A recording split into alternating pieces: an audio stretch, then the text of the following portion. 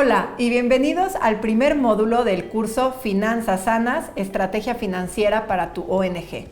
En este primer módulo nos vamos a enfocar en que conozcas los números de tu organización y en familiarizarte con ellos de tal forma que te permitan tomar decisiones, como ¿cuánto necesitas para llevar a cabo tu misión? ¿O cuánto ingresan de donativos al año? ¿Cuáles son mis gastos? ¿Y cuáles de esos gastos son fijos? Es decir, gastos que no dependen de cuánto ingrese o de cuántos proyectos tengas. ¿Y cuáles de esos gastos son variables? Es decir, que cambian en función de mi operación. Si trabajo, por ejemplo, en una región, necesito un vehículo. Pero si debo estar en 5 regiones al mismo tiempo, probablemente necesitas 5 vehículos. Solo por poner un ejemplo. Vamos también a entender cuál es el flujo de efectivo y saber si estamos en déficit o si estamos en superávit. Todo esto nos permitirá responder preguntas que son básicas para el funcionamiento de cualquier ONG. Por ejemplo, saber hasta dónde podemos arriesgar, cuánto podemos invertir, saber si necesito contratar a alguien más o saber si podemos o no aceptar ese nuevo proyecto. Saber si tenemos algún cuello de botella o si existe alguna oportunidad de ahorro. Conocer tus números te hará tomar decisiones mucho más estratégicas. Si tú ya conoces estos conceptos y ya cuentas con un sistema que te permita revisar tus números de forma regular, entonces ve directo al módulo siguiente en donde ya hablaremos del ciclo de procuración de fondos. Pero si por el contrario no tienes claridad en tus números, no los conoces y no estás familiarizado con los principales estados financieros, entonces sí escucha este módulo porque te prometo no solo hará tu trabajo en la ONG mucho más fácil, también tendrás muchas más oportunidades para hacer crecer tu causa. Trataré de hacer esta parte muy práctica. Me voy a enfocar en 2 documentos financieros que son los básicos y los iré explicando mientras hacemos uno, para que después tengas elementos para hacer el tuyo. Empecemos con la primera pregunta y la más obvia. ¿Sabes cuánto necesitas para llevar a cabo tu misión? ¿Cuánto necesitas para llevar a cabo los proyectos? ¿Cuánto dinero recibes y de qué fuentes? Para contestar esto necesitamos un presupuesto. Y primero vamos a revisar los elementos que debemos considerar a la hora de crearlo. Primero, para hacer un buen presupuesto, tenemos que expresar los supuestos en los que se basan nuestros cálculos. No se trata de empezar a escribir ingresos y egresos probables. Se trata de primero escribir los supuestos y las variables con las que puedo ir jugando. No se preocupen si esto no es claro. Ahora que hagamos un ejercicio, verás que es bastante sencillo. Segundo, el presupuesto debe ser sensato, realista y basado en datos históricos. Si es el primer presupuesto que generas, tendrás que investigar todos los costos promedios de cada una de tus partidas. Pero si ya llevas tiempo operando, tendrás que hacerlo en base a los gastos reales anteriores y tomar en cuenta la inflación. Tercero, tienes que tener una temporalidad. Es decir, el presupuesto debe decir claramente si es anual o si es semestral. Pareciera lógico, pero se sorprenderían cuántas veces me ha tocado revisar presupuestos en donde algunos conceptos los ponen mensuales y otros los ponen anuales, y evidentemente las cuentas no salen. Hay que tener claro cuál es el periodo al cual el presupuesto se refiere. Cuarto, el presupuesto está completamente alineado con los objetivos de nuestra organización y a los roles que generan valor en torno a la misión que tenemos. Quinto, es flexible, permite hacer ciertos ajustes sobre ciertas premisas que no tiene certeza si se van a mantener o sobre circunstancias que cambian rápidamente. Sexto, toma en consideración las perspectivas o puntos de vista razonables de distintos grupos de interés. No hagan el presupuesto solos. Involucren a sus colegas, involucren a su consejo, sobre todo si tienen experiencia en temas financieros o conozcan de la operación de actividades similares a las que ustedes llevan a cabo. Hago énfasis en que son puntos de vista razonables. Séptimo, es lo más detallado y completo posible. Y finalmente se monitorea y evalúa constantemente. La forma más sencilla de aprender es haciendo uno. Así que vamos a generar un presupuesto en Excel, iremos paso a paso y después tú podrás utilizar este mismo formato para elaborar el tuyo. Bueno, aquí estamos en un presupuesto y vamos a revisarlo para que entendamos cuáles son los elementos más importantes que tienen que tener y veamos cómo se ve en un ejercicio real, ¿no? Cuando nosotros empezamos a hacer un presupuesto, por lo general decimos, pues ingresos, egresos, ¿no? Y mi saldo. Pero es importante poner ciertos elementos primero. Poner cuál es el nombre del proyecto, su objetivo y cuáles son esos supuestos en el que me estoy basando para hacer este presupuesto. Yo no pensaría que eso puede ser una pérdida de tiempo, pero yo les aseguro que no. Si en un año nos toca revisar este presupuesto y no tenemos esta primera sección que vemos aquí arriba, es muy probable que me pueda equivocar, porque lo primero que tenemos que hacer antes de empezar a revisar números es revisar mis supuestos. Si esos supuestos cambiaron o esos supuestos se mantienen.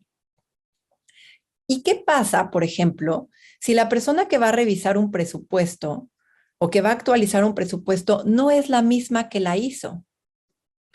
Pues nos ponen aprietos, porque entonces yo digo, híjole, ¿y de dónde sacó estos 100,000 pesos, no? ¿Y de dónde sacó estos 200,000 dólares o 200,000 soles, no? Entonces vamos a revisar este ejemplo. Vamos a ver la parte del presupuesto, todavía no vamos a hacer la parte de flujos. Primero tenemos el nombre.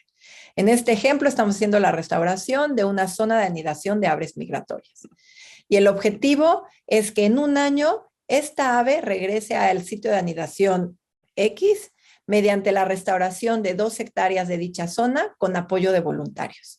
Fíjense cómo el objetivo tiene estas características que hemos venido repitiendo una y otra vez.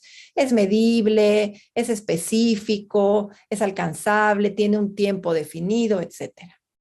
Después nos vamos a esta parte que es importantísima, la parte de los supuestos. Y la parte de los supuestos, aquí voy a poner tan detallado como pueda en qué me estoy basando.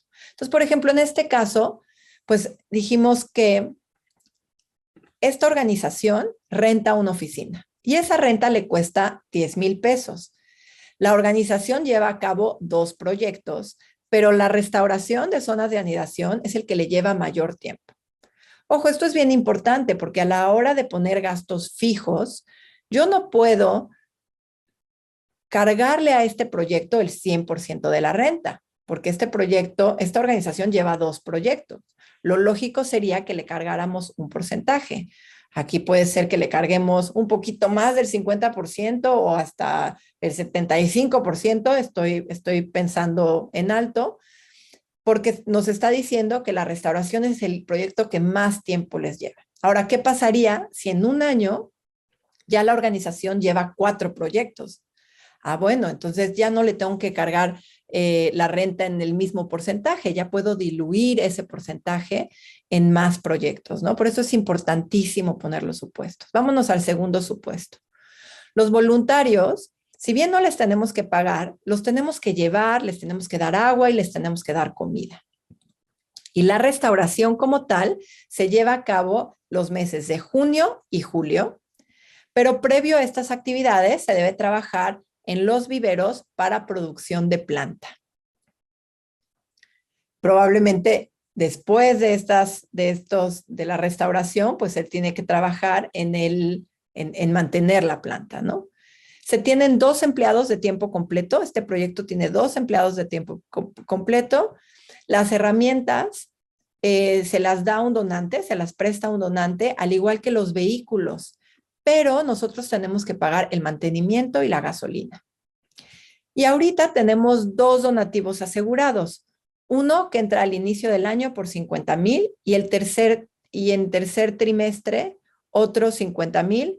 Y el segundo donativo entra al final del año por 200,000.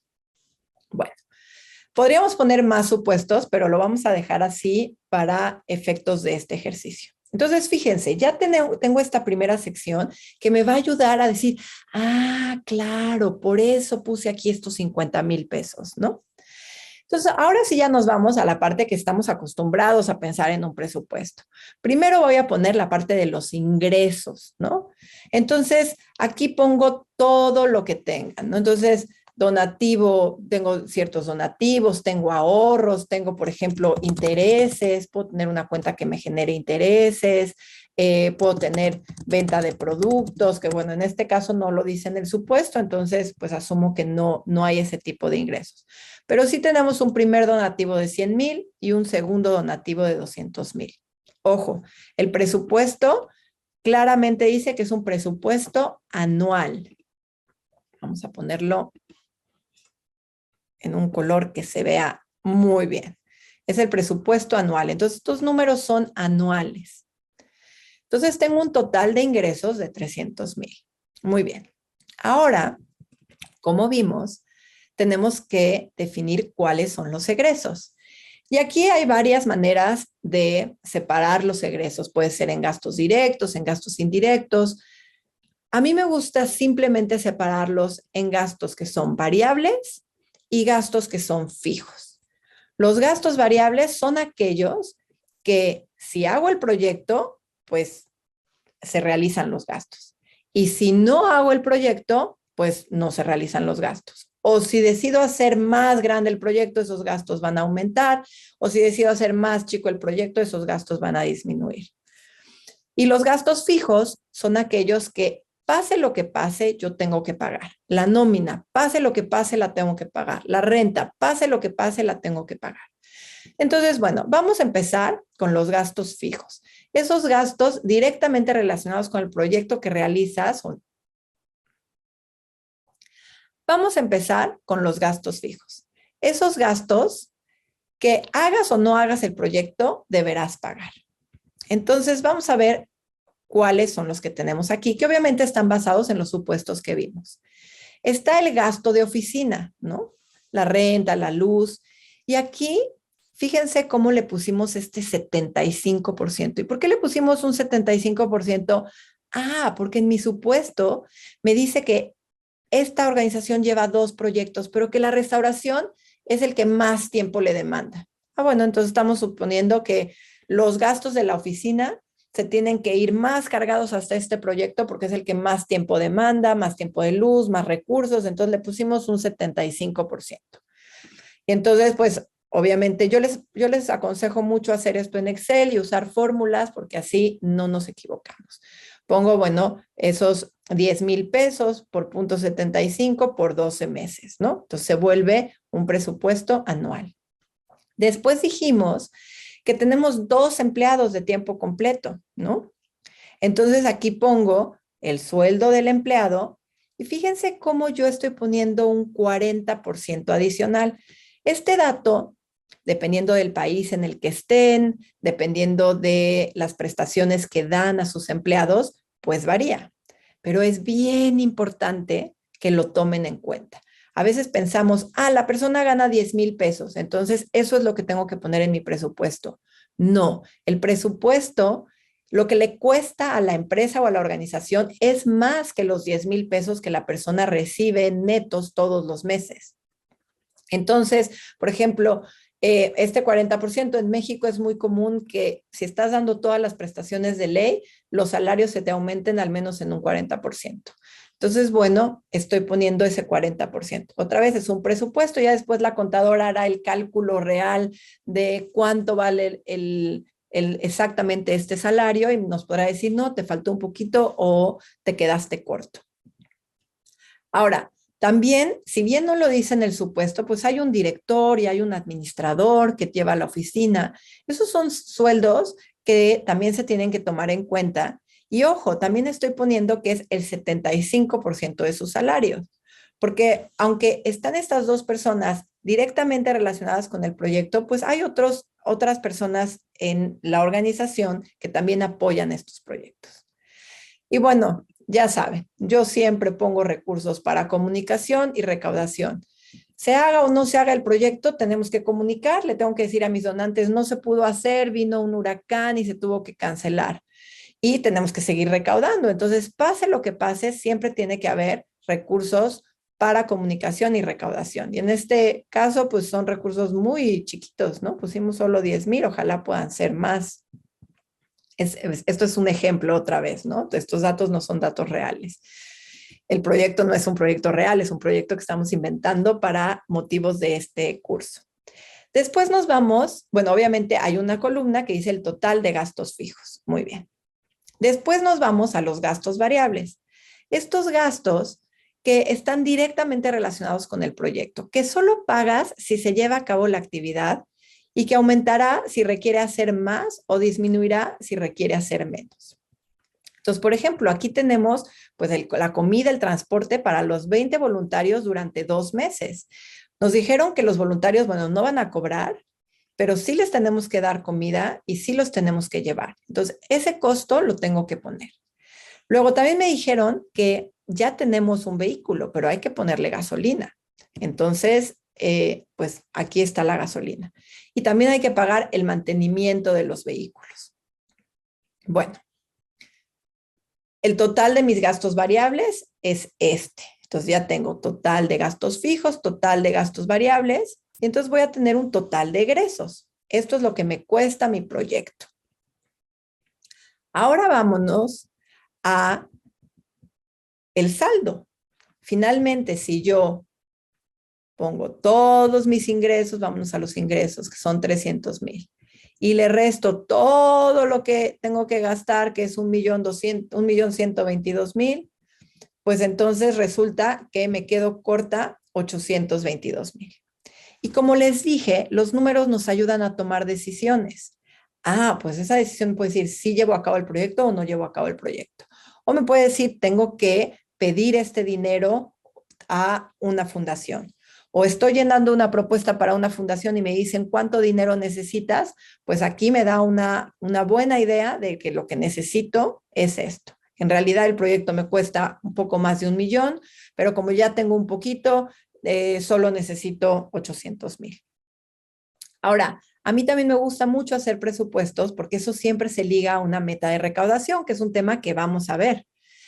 Y, y a veces pensamos que la meta de recaudación es esta, es exactamente 822,000. Pero a mí me gusta ser un poco ambiciosa y siempre le aumento un porcentaje. Ese porcentaje puede ser un 5% o ese porcentaje puede ser un 10% o un 2%, un 1%, lo que ustedes decidan. Pero yo les aseguro que siempre hay gastos que no consideramos, que se me olvidó poner este gasto o pasó una emergencia y no lo tenía considerado. Se rompió una parte de la camioneta y entonces el mantenimiento pues fue un poco más caro. Siempre hay algo que cambia. Entonces, a mí me gusta aumentar siempre un porcentaje. No lo tienen que hacer ustedes, pero si lo hacen, este es un buen lugar donde ponerlo. Y entonces eso me da una meta de recaudación.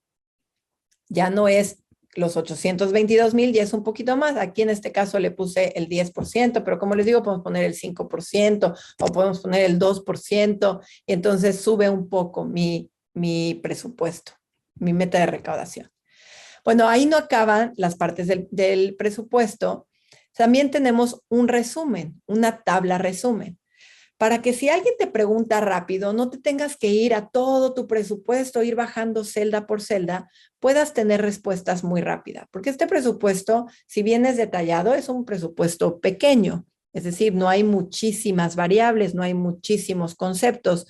Pero los presupuestos, por ejemplo, si estamos hablando del presupuesto de la organización, puede ser un presupuesto muy alto, en donde ya no solo divida por gastos variables y fijos, ya divida gastos fijos, luego gastos de este proyecto en específico y luego gastos de este proyecto en específico. Y si tengo 10 proyectos, pues esta tabla se va a hacer mucho más grande. Entonces es muy bueno tener un resumen. Y bueno, en este caso, que mi presupuesto es sencillo, estoy poniendo el resumen de los ingresos, los egresos y el saldo. Ahora, hay otro elemento que seguramente ya se dieron cuenta que está a lo largo de mi presupuesto. Y es que tengo varias columnas.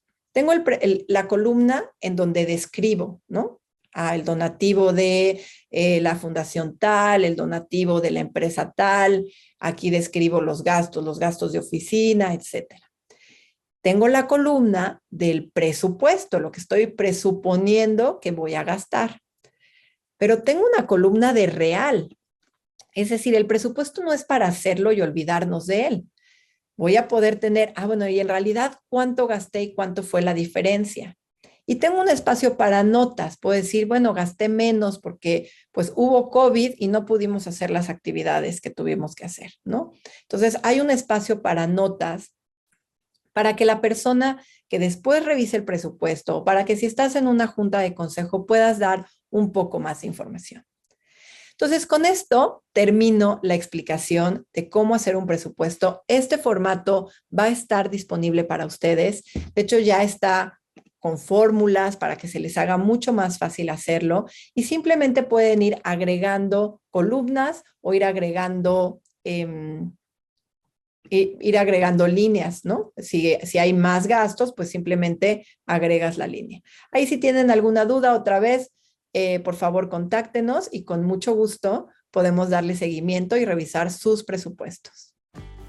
En nuestro ejemplo, nuestro presupuesto es anual, pero es muy importante que también sepamos generar un flujo de efectivo, porque puede ser que anualmente no identifiquemos un déficit, pero en realidad es que muy frecuentemente en las ONGs tenemos periodos sin recursos en donde los gastos siguen corriendo. Por ejemplo, es muy común que sea a final del año donde recibimos la mayor cantidad de donaciones, pues al final del año las empresas saben cuánto pueden donar y hacen la donación un día antes de que se acabe el año para asegurar su deducción de impuestos. ¿O qué pasa si al final del año es cuando tenemos nuestro evento anual o nuestra gala de recaudación? El dinero estará al final del año, pero si solo lo veo en un presupuesto general, no voy a identificar que tengo un hueco en los meses anteriores que debo llenar. Aquí les presento un ejemplo que está hecho de forma trimestral con el fin de facilitar el ejercicio, pero yo les recomiendo que lo hagan de forma mensual, porque si sus gastos son de forma mensual es la mejor manera de monitorearlos. Pues estamos de regreso en esta hoja de Excel, en esta hoja de cálculo, y ya habíamos llenado nuestro presupuesto, pero estamos viendo que es bien importante tener un flujo de efectivo, que puede ser un flujo mensual, puede ser un flujo trimestral, puede ser un flujo cuatrimestral. Es decir, vamos a dividir mi presupuesto anual en espacios más cortos. Y esto es bien importante porque de esta manera yo puedo saber si tengo un déficit, es decir, si me falta dinero o me sobra dinero y lo puedo acomodar en otras partidas. Entonces, ahorita nos vamos a enfocar en esta parte, en el flujo de efectivo. Ya hicimos el presupuesto anual, ahora vamos a hacer el flujo de efectivo. Para simplificarlo, como les decía, esta vez lo voy a hacer trimestral, pero ustedes lo pueden hacer de manera mensual para hacerlo más específico. Entonces, por ejemplo, vamos a empezar con los ingresos. Teníamos un donativo de 100,000 pesos, pero si recuerdan, en los supuestos vimos que el primer donativo entraba el primer trimestre 50,000 y el tercer trimestre 50,000. Entonces tengo que dividir estos 100,000 en dos, 50,000 y 50,000. Obviamente es muy importante que la suma de mi flujo de efectivo me dé mi presupuesto anual. Ahora, tengo un segundo donativo que me va a llegar a final de año, entonces, ¿dónde lo pongo? Pues lo pongo aquí, en este cuarto trimestre. Y entonces, otra vez, mi total. Sí, efectivamente tengo 300,000, pero el primer trimestre solo tengo 50,000. El segundo trimestre no recibo nada y el tercer trimestre recibo 50,000 y el último trimestre recibo 200,000. Y así lo vamos a hacer para todos los gastos. Es decir, los gastos de la oficina, bueno, eso es fácil porque todos los meses son los mismos, pero por ejemplo, puedo decir que el gasto de comunicación lo necesito, de recaudación lo necesito hacer al inicio, entonces ese lo voy a gastar, aquí está ¿no? Estos 10,000 los voy a hacer al inicio. Entonces uno divide dependiendo de cómo lo vayan a gastar, Varía obviamente más en la parte de gastos variables, porque por ejemplo la comida y transporte de los voluntarios no la necesito todo el año, solo la necesito, según mis supuestos, si recordamos bien, en junio y julio. Entonces es a finales del segundo trimestre y a principios del tercer trimestre. Entonces, bueno, esto igual nos va a dar totales y entonces me va a decir, sí, efectivamente, necesitas 822,000 pesos, pero el primer trimestre necesitas 218,000, el segundo 294,000, el tercero 244,000 y el cuarto solo necesitas 54,200. Esto me va a permitir decir, ok, necesito conseguir, el primer recurso lo necesito conseguir muy rápido. No importa si me llega un segundo donativo que me vaya a llegar a final de año. Eso no me resuelve el problema porque yo voy a empezar a gastar el primer trimestre. Otra vez, esto me ayuda para tomar decisiones. Quizá lo que necesito es pedir prestado, pedirle a algún consejero que financie el proyecto y cuando llegue el donativo se paga, conseguir otro donante, conseguir otro mecanismo financiero que me ayude a tener recursos más constantes o decido posponer algunos meses el proyecto. En fin, los números me ayudan a tomar decisiones. Otra vez, igual que en el presupuesto. Hay una columna para presupuesto y hay una columna para real. De tal manera que yo pueda ir evaluando, mira, sí me llegó los 50,000 pesos o no me llegaron, me van a llegar hasta el segundo. Aquí puedo poner mis notas. Igual que en el presupuesto, tenemos una columna para real. Y aquí podemos ver, pues me falta dinero o me sobra dinero, ¿no? Si vamos, por ejemplo, a aumentar, vamos a suponer que me llega un donativo nuevo. O decido que voy a usar ahorros. Tengo ahorros de la fundación y decido que voy a usar esos ahorros. Vamos a pensar que tenemos 800,000 pesos de ahorro y los voy a usar. Y los voy a usar de manera igual cada trimestre. Entonces lo voy a dividir entre 4, ¿no? Y cada trimestre voy a tener 200,000 extras.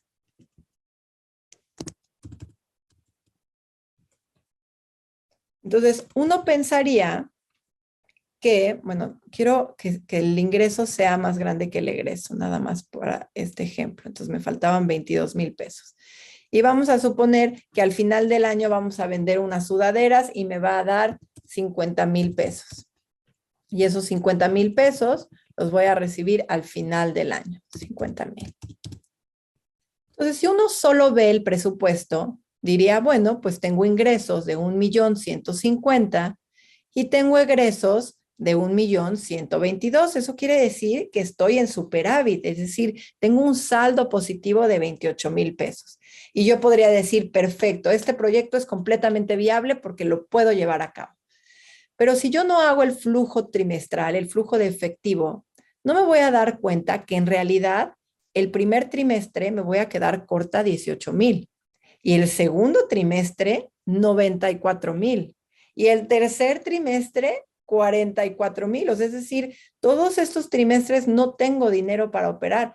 En el último me voy a recuperar. Entonces, el flujo de efectivo me va a permitir tomar mejores decisiones, decir, ok, ¿cómo le hago para financiar este proyecto? Que si bien hay recursos suficientes, no hay recursos en el tiempo que tiene que haber. Otra vez, esto me ayuda a tomar mejores decisiones. Esta es una campaña con la cual estoy familiarizada porque la diseñamos en el Fonset hace algunos años. Teníamos 3 metas porque había 3 retos muy grandes que en ese momento estábamos viviendo. Teníamos en una reserva de 119,000 hectáreas solo 5 guardaparques y nuestra meta era tener 12. Teníamos un programa de acceso a agua potable en 10 comunidades cuando la reserva tenía 34. Y teníamos un programa de manejo de cuenca en una comunidad, en una cuenca, de las 10 microcuencas prioritarias que tenía el Triunfo. Había muchísimos retos y había que crear una campaña para tener soluciones a estos. Cuando hicimos el presupuesto de cuánto costaría lograr estas tres metas, llegamos al número de 3 millones Así que creamos una campaña de capital. El nombre de la campaña fue 1, 2, 3 por mí y por todos mis amigos. Para los que están familiarizados, en México es común un juego que se llama las escondidillas, en donde cada persona se esconde y hay una base. Si regresas a la base y eres el último, puedes decir 1, 2, 3 por mí, te salvas tú, y si dices y por todos mis amigos, salvas a todos mis amigos. Entonces es un lenguaje pues muy coloquial y conocido por el mercado al que iba dirigido esta campaña. El objetivo era recaudar 3 millones en 3 programas en 3 años. Y teníamos a un mercado asociado o a un público, una audiencia asociada a cada uno de los programas. El programa de especies estaba asociado al público de las personas en general. El programa de gente estaba asociado a las fundaciones. Teníamos propuestas en camino que iban a apoyar el proyecto de proyectos productivos que estaba enmarcado en gente. Y el programa de agua, el programa de las microcuencas, estaba apoyado por gobierno, o al menos queríamos que lo apoyara el gobierno. En especies teníamos 3 actividades: educación ambiental, vigilancia y monitoreo y manejo de fuego. En gente teníamos el impulso a proyectos productivos e impulso a jóvenes emprendedores. Y en agua teníamos la restauración de 200 hectáreas, la conservación de 6,000 hectáreas de bosque y mejores prácticas de agricultura de conservación en 2 microcuencas. Entonces, como pueden ver, cada uno de los programas tenía metas muy específicas que podíamos medir al final. Entonces, ¿cómo le íbamos a hacer para recaudar ese dinero? Como ya les dije, pues primero, la primera base eran las personas. Teníamos primero donantes potenciales que nos podían dar donativos múltiples de 50,000 pesos. Son donativos mayores, o al menos así estaba considerado dentro del Fonset. Y teníamos un grupo de 3 filántropos que duplicarían cada donativo de 50,000 pesos. Esto lo que hicimos fue crear un árbol, que aquí se los estoy enseñando en pantalla, en donde cada donativo se convertía en una hoja de este árbol. Y después había 3 elementos que eran teóricamente los 3 filántropos que duplicaban cada uno de los 50,000 pesos. Pero así como había estos grandes donativos, podíamos acceder a personas que quisieran donar mensualmente una cantidad o que quisieran unirse con un donativo único pequeño. Para llegar a ellos teníamos la asociación con Banamex, en donde podíamos poner videos en 5,000 sucursales, que en teoría las ven 20 millones de personas al mes.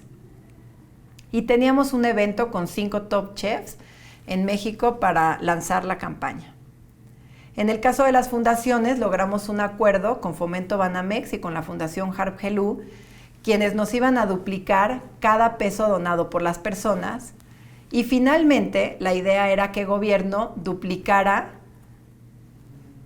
lo que dieran las personas más los que dieran las fundaciones. De tal manera que eran 1, 2, 3, el primero eran las personas, el segundo eran las fundaciones, el tercero era el gobierno. Les adelanto que con el gobierno no lo logramos, pero la idea de esta campaña, y si se dan cuenta, el último era el gobierno. Muchas veces en Chiapas la mayoría de las campañas empiezan con donaciones de gobierno, empiezan con vamos a pedirle al gobierno que nos dé. Nosotros aquí decidimos ponerlo al final, de tal manera que si el gobierno daba, pues íbamos a poder hacer más, íbamos a poder recaudar más y más rápido, pero si el gobierno no daba, tampoco se caía la campaña completa. Entonces ya teníamos nuestra meta, teníamos un presupuesto para alcanzar esa meta y habíamos definido quiénes eran nuestra audiencia.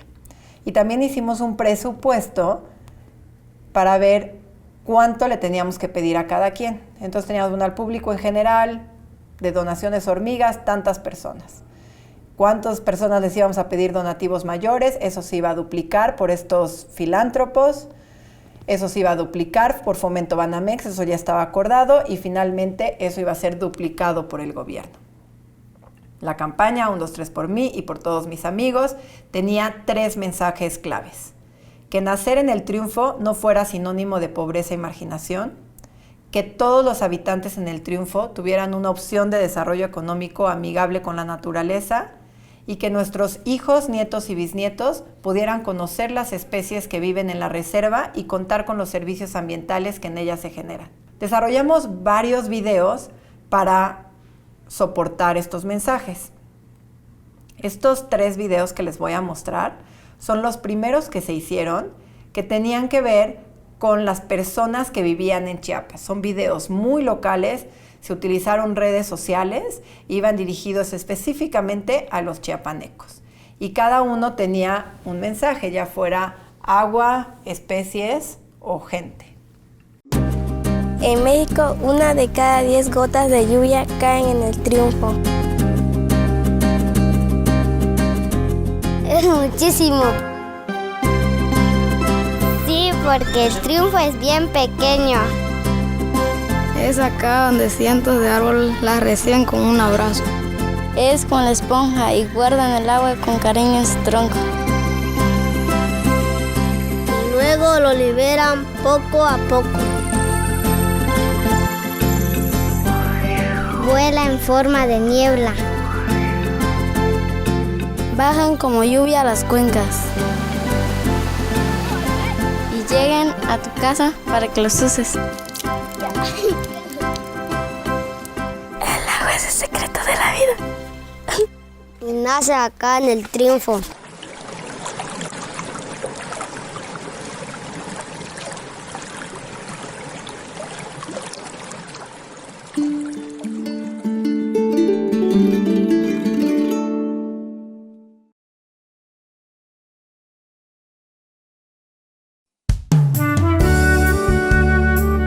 Vivo en la reserva de la biosfera del Triunfo.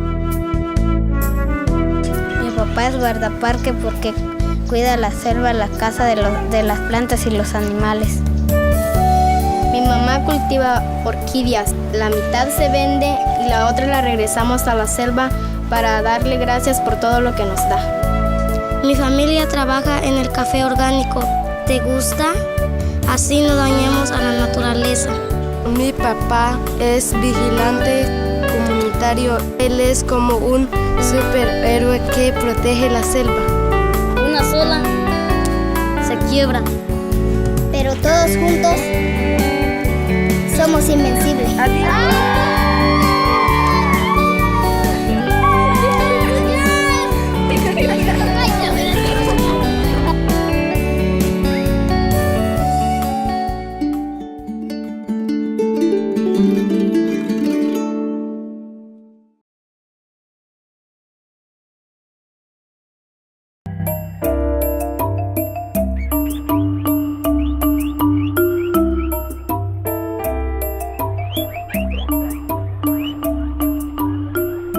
Los jaguares avanzan despacito, despacito, despacito y de repente hacen ¡ah! Yo quiero ser como él. El tapir es un coche grandote, pero nomás la trompita es larga. Corre, corre, corre, tapir, que ya no es igual. Mira, el quetzal tiene la cola larga, larga y verde, verde y el pechito lo tiene rojo, rojo. Yo quiero que haya jaguares toda la vida hasta el infinito. Espero que el quetzal nunca deje de volar en la selva. Yo quiero que vivan en el Triunfo por siempre. Por eso queremos a nuestro Triunfo.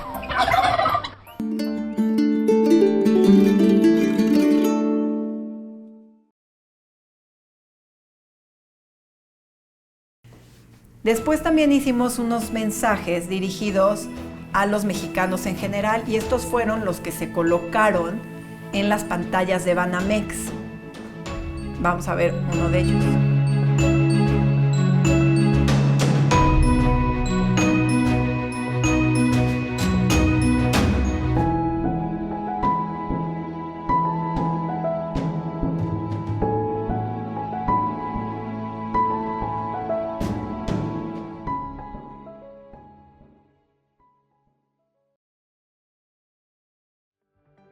Ahora es su turno de inspirarse y buscar una campaña que vaya de acuerdo a su causa.